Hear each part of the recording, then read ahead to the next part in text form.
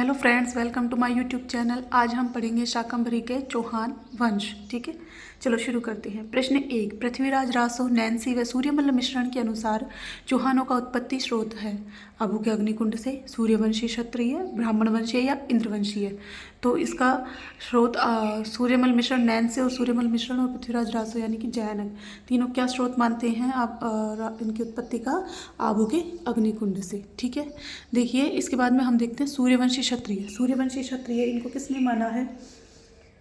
हमीर रासो, हमीर महाकाव्य, पृथ्वीराज विजय और जीएच ओझा इनको सूर्यवंशीय क्षत्रिय मानते हैं। उसके बाद में थर्ड नंबर पे आ जाते हैं ब्राह्मण वंशीय। देखिए बिजोलिया शिलालेख में इनको ब्राह्मण वंशीय माना है। इसी के आधार पर दशरथ शर्मा भी इसका इनको ब्राह्मण वंशीय ही मानते हैं। उसके बाद में इंद्रवंशीय, देखिए इंद्रवंशी सेवाड़ी के लेख में इनको इंद्रवंशीय माना गया है। इसके अलावा कर्नल टोड, कुक भी इनको विदेशों की संतान मानते हैं। ठीक है, अब हम चलते हैं प्रश्न 2 पर। चौहानों का मूल स्थान माना जाता है सपादलक्ष, आबू, अजमेर या जांगल प्रदेश। देखो चौहानों का मूल स्थान क्या है? सपादलक्ष। ठीक है, वैसे चौहानों का मूल स्थान माना गया है सपादलक्ष, किंतु हमारे गोपीनाथ शर्मा इनका मूल स्थान जांगल प्रदेश मानते हैं और दशरथ शर्मा इनका मूल स्थान जो है वो चित्तौड़ को मानते हैं। ठीक है, चलते हैं प्रश्न 3, चौहानों का मूल पुरुष किसे माना जाता है? यानी कि चौहानों की उत्पत्ति किससे हुई है? तो इसका मूल पुरुष माना जाता है वासुदेव को, किंतु हमारा जो बिजोला शिलालेख है उसमें चौहानों की उत्पत्ति का जो मूल पुरुष माना गया है उसको चाहमान को माना गया है। और चाहमान का अर्थ होता है चाप, हरि, मान और नीति में निपुण व्यक्ति। ठीक है, इसके बाद आते हैं हमारे गुवक फर्स्ट। देखिए गुवक फर्स्ट जो था वो नागभट्ट सेकंड का सामंत था। ठीक है, और हर्षनाथ मंदिर का निर्माण का कार्य गुवक फर्स्ट ने ही शुरू करवाया था। ठीक है, इसके बाद में हमारे आ जाते हैं थर्ड नंबर पे वागपति राज फर्स्ट। ठीक है, वागपति राज फर्स्ट ने 188 युद्धों का इनको विजेता माना जाता है वागपति राज फर्स्ट को, है ना।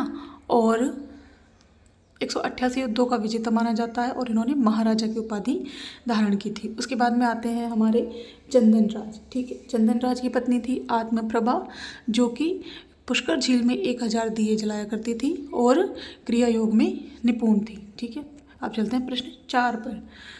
वैरीघट्ट शत्रु संहारक की उपाधि किसने धारण की? गोविंद तृतीय, विग्रहराज सेकंड, वागपतिराज थर्ड या पृथ्वीराज फर्स्ट। तो वैरीघट्ट यानी शत्रु का संहार करने वाले की उपाधि धारण करी थी गोविंद फर्स्ट ने, तृतीय ने। ठीक है, गोविंद तृतीय जो था ये एक शक्तिशाली शासक था।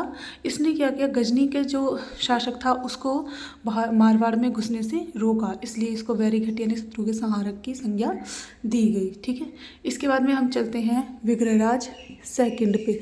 इसने क्या किया, इसने परम भट्टारक महाराजाधिराज की उपाधि धारण करी विग्रहराज सेकंड ने, और हर्षनाथ अभिलेख की रचना करवाई। ठीक है, जिसमें कि सारे ही जो चौहान वंश था, प्रारंभिक चौहान वंश, उसकी वंशावली इस अभिलेख में दी गई है।